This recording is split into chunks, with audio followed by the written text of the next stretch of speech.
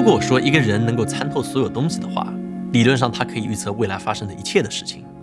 那如果说一个相机厂商能够参透所有东西的话，理论上他能造出世界上最完美的相机。但是没有人是神，没有人能够参透所有的需求，所以这更多变成了各个厂家的博弈，谁能够更好地理解用户的需求，并且惊喜他们，谁就能取得最后的胜利。谁理解的慢了，就会挨打。尼康在摄影方面是有着充分理解的，但是到了视频时代，我想你也记得这个故事，他们落后了。无论是给相机加上 log 拍摄，还是更好的录制规格，尼康似乎都要比别的厂商慢一些。当时让我很失望，但是直到有一天，尼康突然端出了一台叫做 Z9 的相机，这一切都变革了。8K 60帧 RAW 的内录，当时想都不敢想的东西，都出现在了这个机身里面。而尼康之后的机型，更多是在 Z9 的辉煌之下再来推出的，算不上是重磅炸弹。但是有一个新闻绝对算得上，就是尼康突然宣布，他们把一家叫做 RED 的公司给收购了。这家公司的摄影机只专注于视频拍摄，拍过很多厉害的电影。但是问题就是收购之后，尼康又恢复了沉寂。他不喜欢说话，所有人都在等尼康，你什么时候能够告诉我，你们收购 RED 公司的价值在哪里？等了这么久，1年多之后，今天我就算是这个日子。尼康推出的这台相机叫做尼康 ZR。这台相机我们使用下来的感受就是，它的重要性和 A7S 对于索尼一样，它代表了尼康现在已经充分参透了用户视频方面的需求，并且在快速成长。它不是一个单独的机型，它更多是尼康对于视频的承诺，他们决定开始发力了。尼康 ZR 的参数震撼吗？我觉得其实不能算特别震撼，但是它的价格震撼吗？它的价格裸机是13999元，带上一颗2470 f4 镜头套机的价格是17999元。那作为一个参考，当初 Z63 这台相机发布的时候，它的裸机价格是18999元，所以这算得上是一台性价比的机型。而更重要的一点是让我觉得很惊喜的，就是这是破天荒的，当你转过尼康 ZR 之后，你看到的不是一个 logo， 而是2个，另外一个赫然写着 RED。 所以欢迎收看我们久违的超长评测，这期节奏可能不会很快，我讲的速度也会变慢，但是我们想让你了解这台神奇的相机，尼康 Z Cinema 产品线第1代产品尼康 ZR。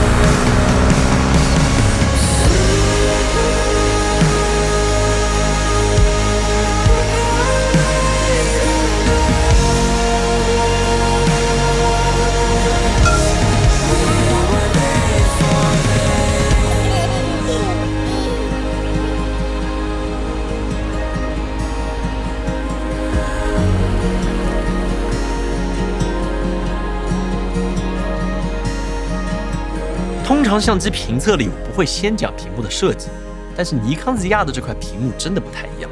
基本上是我见过无反相机里面最夸张最大的屏幕。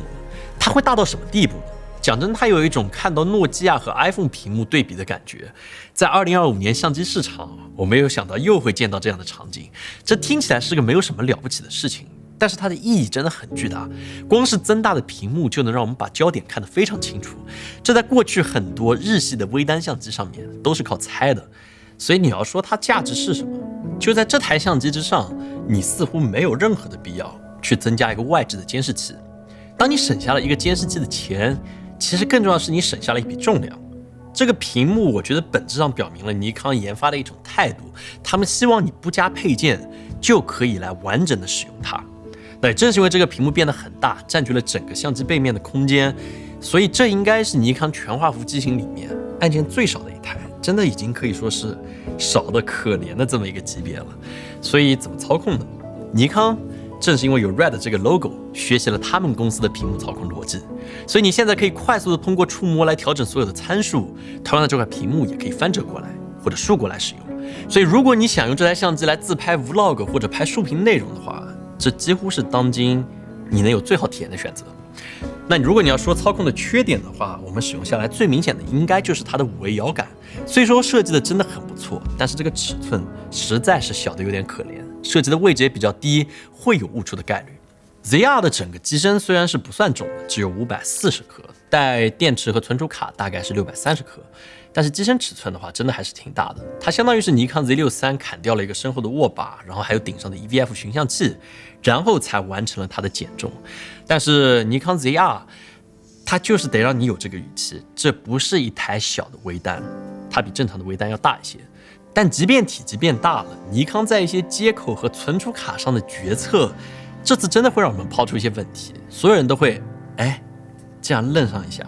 我们来讲一下，它使用的存储卡是 CFB 卡加 TF 卡的方案，它不是 SD 卡，不是别的什么卡，它是 TF 卡，也就是运动相机还有无人机上那些卡。所以第一次听到的时候，你肯定会冒出一个问号，你会问它是不是支持任天堂 Switch 2上那种高速的 TF 卡？那我们现在有个直接的结论，就是它不支持，它只能支持慢速的 TF 卡，最多存一些图片，能够支持的视频规格真的少之又少。这是我们会抛出的第一个问号。那第二个问号在于接口方面，即便它有着耳机口、麦克风口、C 口，我们各种熟知的接口，还有 HDMI 接口，这听起来是个好消息，对吧？但是在一台专业视频机上，我不知道为什么尼康选择了 Micro HDMI， 一个我认为是目前行业里面最容易坏掉的接口。这意味着如果你需要一个外置的屏幕或者图传的话，你几乎必须要选择尼康所提供的一个选项，就是一个兔笼，但是可以直接转接 Micro HDMI 变成一个全尺寸 HDMI， 这样会结实很多。但是在这个机身之上做出这个选择，我觉得难免会让我觉得有点遗憾，就是一个一碰就会碎掉的接口。那抛开这些接口还有存储卡的吐槽，整体来说 ZR 的设计还是非常优秀的。但只讨论设计当然没有意义，我们最终要看的还是它的核心，这块全画幅的传感器。ZR 使用的传感器是一块2450万像素的部分堆栈式全画幅传感器。那简而言之，它和尼康 Z63 还有松下 SE-M2 使用的是完全一样的传感器。那这块传感器的性能其实没有必要讲太多，它有着优异的动态范围，它有着很好的果冻效应控制，它有着800和6400两档的双原生 ISO， 夜景高感只要不是特别极限的环境，和索尼 FX3 掰一掰手腕是没什么问题的。或许唯一的缺陷就是没有 6K 120帧或者更高的一个帧率规格，但是这个传感器就是这样，各家都是这么一个规格。重点其实还是在于哪家厂商能够把这个传感器调教得更好一些。我相信你觉得调教是一个听起来虚无缥缈的东西，但是我可以很明确的说，调教对于传感器的影响是巨大的，甚至一定程度上超越了传感器的本身，完全取决于调教你能呈现出什么样的色彩。那过去尼康的色彩管线，我真的不能用优秀来形容它，你会很容易看到像这样蓝色溢出的画面。我们一起大家骂了它得有5年还是6年的时间，当时也没有改变。即便尼康提供了很多的选择 ，NRAW、ProRes、RAW、ProRes 42HQ、H265还有 H264，但是由于尼康这台 log 曲线的限制，你多多少少就是会撞上这个问题。即便你有一些办法来改善这个蓝色溢出的情况，但是尼康还是选择用最底层的方法来解决它。尼康没有提供一条全新的 N-Log2 曲线，取而代之的是一个叫做听起来很陌生的 R3D-NE Log 3G10 的选项。切换起来它非常的简单，只要点一下屏幕，然后你就会发现这台相机所有的颜色立刻发生了变化。RED 的色彩要我怎么跟你形容呢？我觉得我们这么多年拍下来， RED 最厉害的就是它的绿色，人物的肤色和别的厂商都不太一样，会更有所谓的电影感一些。那 ZR 虽然拍下来会和真正的 RED 摄影机是有区别的，我不能和你说它是完全一致的，真的有区别。但是相比尼康另一条管线所呈现的颜色，你会更喜欢哪一个呢？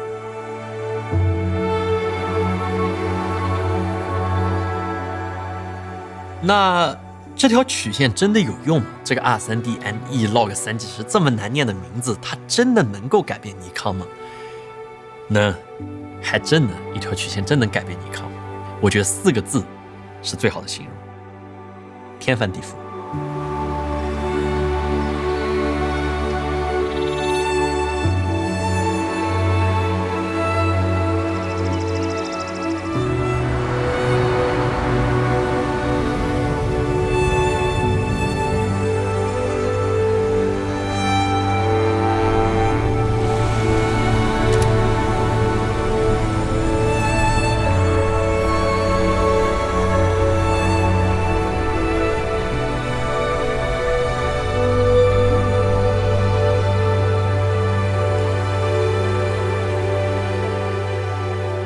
通过 Log3G10最明显的区别，就是我们现在可以看到，被诟病了这么多年的溢出问题，基本上完全消失了。尼康一次性解决了这个问题。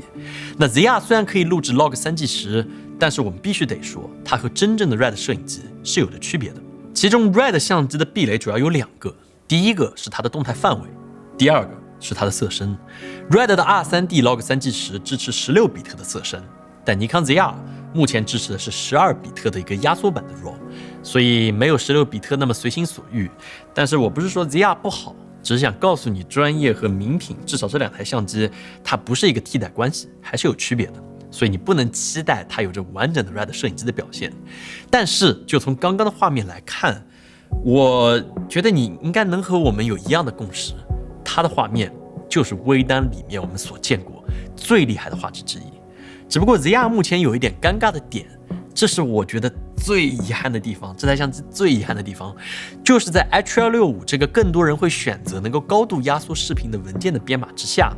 你不能够使用 RED 的色彩管线，只能使用尼康的管线。这对很多用户来说其实是一个更优秀的曲线，但是我不知道为什么尼康没有选择把它下放到别的编码格式之上。如果你想要 RED 的色彩管线，现在你只能选择 R3D-NE 这个 RAW 的文件格式。RAW 的视频有着很大的优势，你可以在后期去调整它的曝光。你看，像这样欠曝了，我们可以一次性恢复成这样；白平衡偏了不要紧，拉一下拉条，画面可以回到这样。这就是 RAW 的威力。而 RED 的 R3D RAW， 它是真的非常厉害的一个规格，可以说是所有影像设备里面最厉害的 RAW 规格之一。所以我们当初以为使用这么强劲的一个 RAW 格式，尼康 ZR 的录制规格多少会受到一些影响，但是我们看到的结果是几乎一致的。无论是 R3D-NE 还是 NRAW 之下，它都可以拍摄12比特 6K 60帧，或者 1.5 倍裁切的 4K 120帧，还有 6K 超采样的 4K 60帧的 RAW 文件。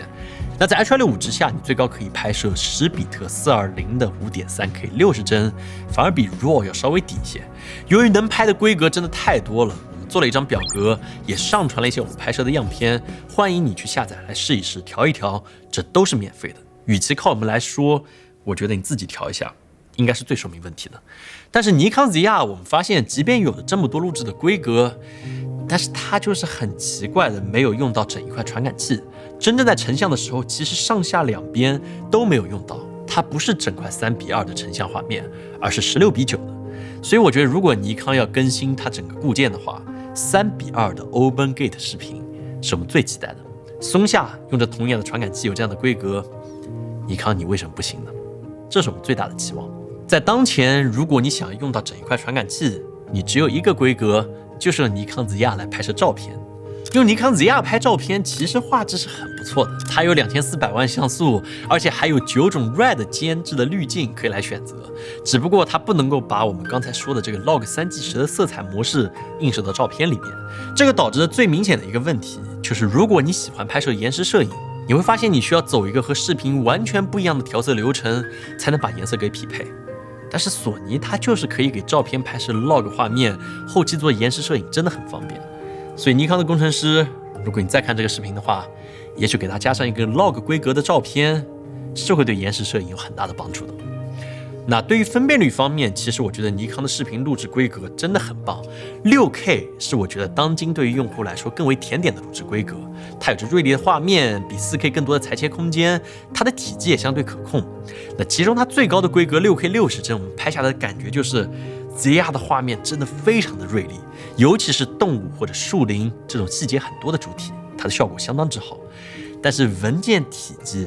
是这台相机我们觉得目前最大的掣肘。Red 过去一直以压缩 RAW 文件而著名，但是这一次我真的不知道发生什么了。ZR 所提供的这个规格只有一个压缩比，一张512GB 的 CFB 卡，当你拍摄 Red 的色彩管线的时候，只能拍摄18分钟的6K 60帧。这意味着你拍摄一个大型的项目的时候，你需要至少2TB 或者4TB 的卡才能够满足需求。对于后期的考卡和存储来说，这是一个非常严峻的考验。其实我们很难感知到存储是有多花钱的一件事情，但是如果按照这种拍法的话，我们公司以影视飓风的拍摄量，一年会拍摄出150万 GB 的文件，这相当于大约100万元用来买硬盘，所以是个很夸张的数据。所以相比于 6K， 目前我的尼康 ZR 最适合拍摄的全画幅 RAW 格式可能是 4K 60帧。在这个情况之下，文件体积会获得比较明显的改善。但是有意思的一点是 Z63 和 ZR 用着同一块传感器、同一块处理器，但是 Z63 的 4K 是 6K 超采的，画质会比 FX3 的 4K 更好。但是专注于视频的尼康 ZR 的 4K 却反而没有 Z63 和 FX3 的好。我们不确定是不是固件的原因，只能告诉你有这个现象。那暗光环境呢，你要注意，因为拍的是 RAW 文件，所以你还是很容易看到这些不是很好看的噪点，需要通过后期降噪来获得更好的效果。在拍 RAW 的情况之下，那会比 FX3 有个明显的差异。那如果你想直接获得一个比较好的夜景的话，那么拍摄 H65 的视频会是更方便的选择。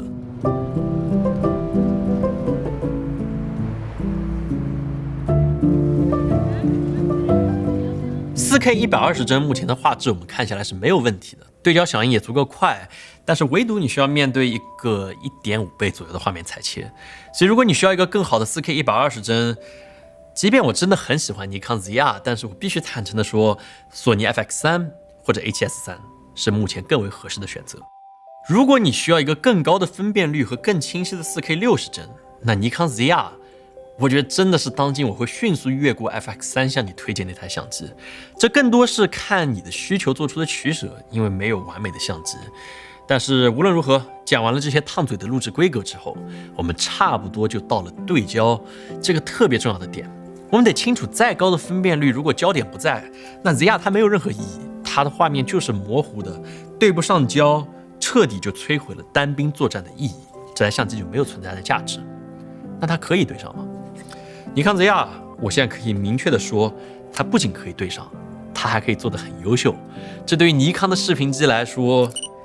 应该是一个超出想象的巨大提升。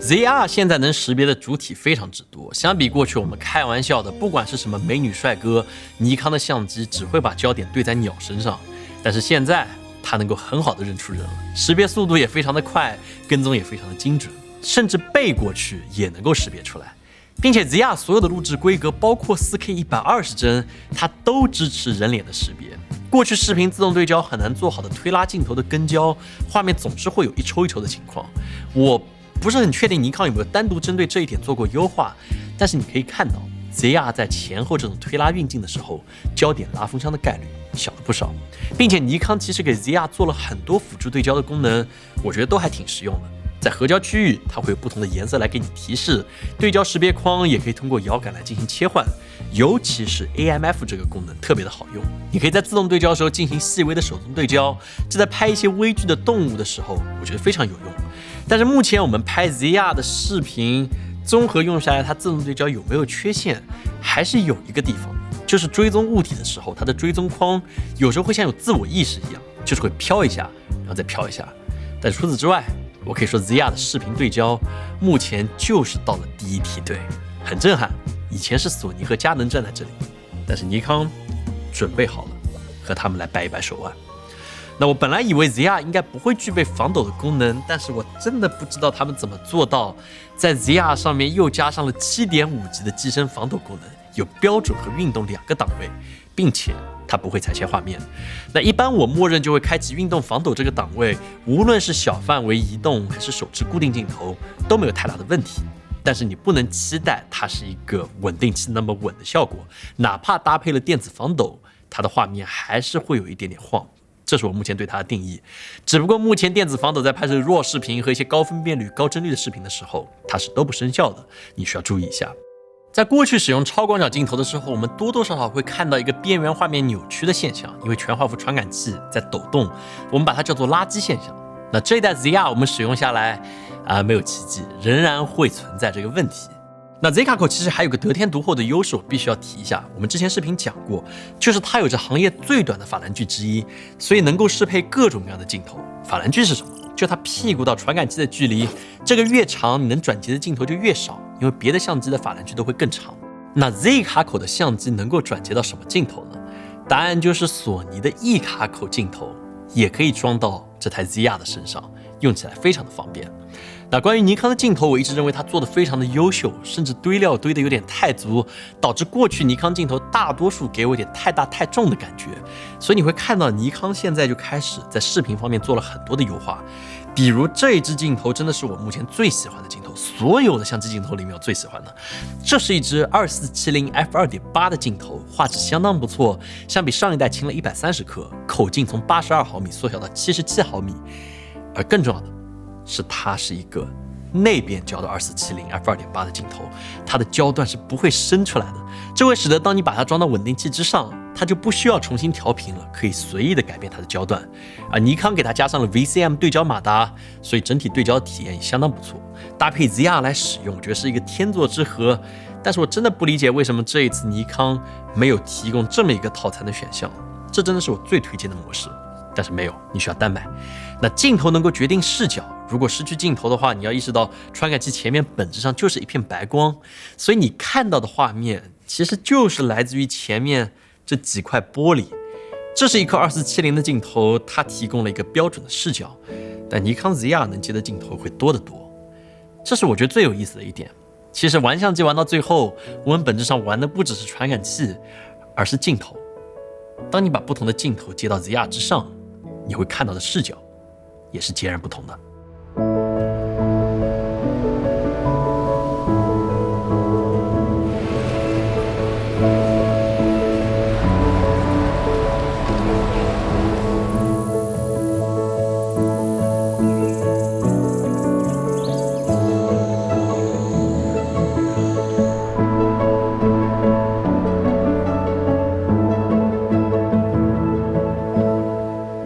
那讲到这听的真的很像我在向你过度的推荐尼康 ZR， 但是我还想比较客观的讲，就过去我对尼康真的是很挑剔的，我骂他们的色彩艺术骂了好多年。那如果你要我说 ZR 它现在还有没有什么明显的缺点，那我觉得最明显的可能还是它的监看过曝的问题。虽然相比尼康 Z63、Z9 都已经改善了不少，在 RED 的管线上也基本解决了这个问题，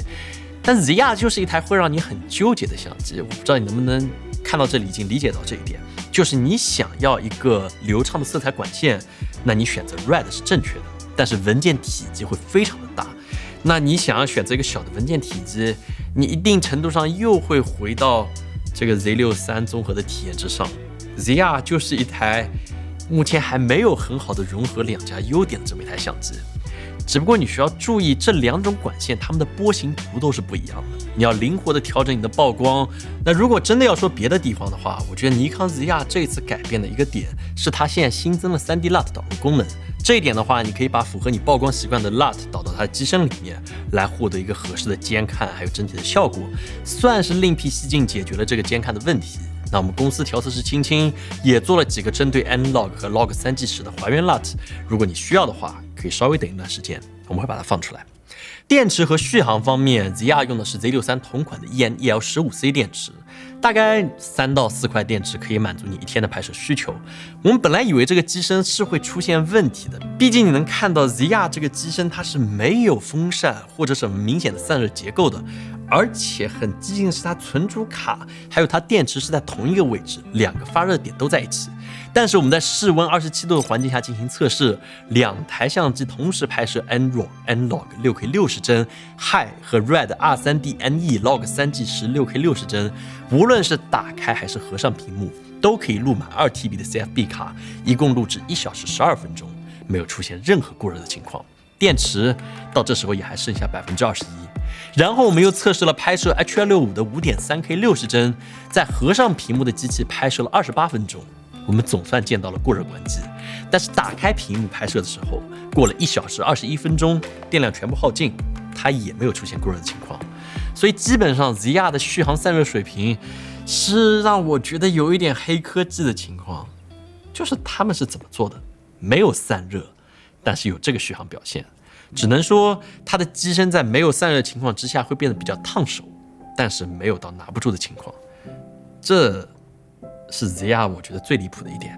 那音频尼康 ZR 会有缺点吗？我真的很想挑一些 ZR 的缺点，但是很遗憾，音频方面 ZR 也做了创新。我不知道尼康到底是做了啥，一下子有这么多创新。ZR 现在在机内有着内录32比特浮点音频的能力，不是插一个麦克风，而是它机身的麦克风就有32比特浮点的音频。那这个功能的意义是什么？它有点像是在视频里面带了一个音频的 RAW 文件，这就是 ZR 目前给我的感觉。如果说尼康 ZR 的内置麦克风你觉得已经很好了，那么这一次尼康做的另外一个创新的点，就是他们新增了一个，这个我没法夸，这个麦克风卖1999块钱，这是尼康新推出的麦克风。但是当你把它插上去之后，你仍然可以录制32比特的这个声音。这个麦克风我觉得做的真的还是挺不错的，有着蜂王毛衣，有着录制指示灯，这非常创新，并且体积很小，还有多种聚焦模式，帮助你根据场景来收到你所想要的干净的声音。但是怎么说呢，尼康 ZR 我觉得我夸的已经够多了，我们是时候还是应该扔一些让我们觉得没有这么舒服的点。我觉得你真的要说的话，应该还是尼康的菜单，我真的不能用特别好用来评价。即便它现在给了你很多触摸的选项，但是在于它菜单的层级设计的还是没有像 Red 公司这么清晰，它更多的还是一层叠一层关在里面。很多功能的翻译，我始终觉得不是很适合我们中国人来理解，有着很深的学习成本来熟悉这些菜单。那另外在 4K 120帧情况之下，我们要知道它不支持使用自己的 LUT 来监看，只能用机身自带的视野辅助来还原到正常的画面。那还有一点我最想提的就是尼康 ZR 的电池依旧不能够显示电量的百分比，如果你需要查看准确的剩余电量，又需要进入到这个不是很好用的菜单里面去看它，会有点麻烦。但是无论如何，我觉得尼康 ZR已经到了一个我很难挑它刺的这么一个阶段。我不知道你是不是和我一样的感觉，但这个感觉我有5年的时间没有了。上一次看到 A7S3 的时候，我才有这样的感觉，就是感觉一家公司突然参透了用户的需求，并且毫无保留的把它端了上来。然后我们也了解到了，其实尼康的工程师和我们说，他们哪怕是日本的工程师也看了无数次我们 Z8、Z9 的评测，还有评论区你的建议，然后我们可以说一定程度上大家共同定义了这台相机的雏形，最终才有了它的产出。所以我不知道，这个感觉还挺神奇的，我们大家一起推进了影像行业的进步，或多或少。所以讲到这里，我觉得基本上我们也到了视频的尾声。你能看到这里，我真的非常的感激。毕竟我觉得只有喜欢影像的人才能够看到这里。对别的很多人来说，这可能是影视飓风这么多年来非常无聊的一期视频了。但是我自己不这么觉得。我觉得你只要是看我们频道很久的人，应该会知道为什么我会这么激动。就这个感觉真的有太久没有出现了，影像行业真的太无聊了。所有的厂商都在按部就班进行更新，然后赚取用户的利润。但是直到这么一个叫做尼康的厂商突然赤着脚走进了这个叫做视频的领域，或许现在他是一个屠龙的人，未来怎么发展我们都不得而知。也许他会变成一个恶龙，但不重要。重点的在于是2025年，我们总算有了一些创新，总算有了一些不一样的东西。这是尼康为热爱影像的人准备的一份礼物。我觉得他们参透了怎么做一台好的视频相机。那接下来轮到我们来参透做视频这个领域。那当然会有人这时候会开始抱怨说，哎呀，为什么视频要清晰？为什么一定要去不停的对参数？那确实，也许它有它的道理，但是梦是模糊的，我们留住的影像是清晰的。我相信，当一个人看到这种清晰影像的时候，这种感觉和感动是天然会产生的。这可能就是热爱影像的人的这种感觉吧，我不知道，但是我就是喜欢清晰的影像。这就是我的底色。所以如果你喜欢这个视频的话，也请给我们点点小心心，记得关注我们。能够在一个短视频平台看到这里，你真的很了不起。我们有好久没有做长评了，我们团队拍了很多的样片，都传在我们的官网，你喜欢的可以去下载下来调一调试一试。但是怎么说呢，念到这儿就会让我忍不住想，我们下一次长评是在多久之后呢？或者说还会有长评吗？希望有吧。那么我们下次再见。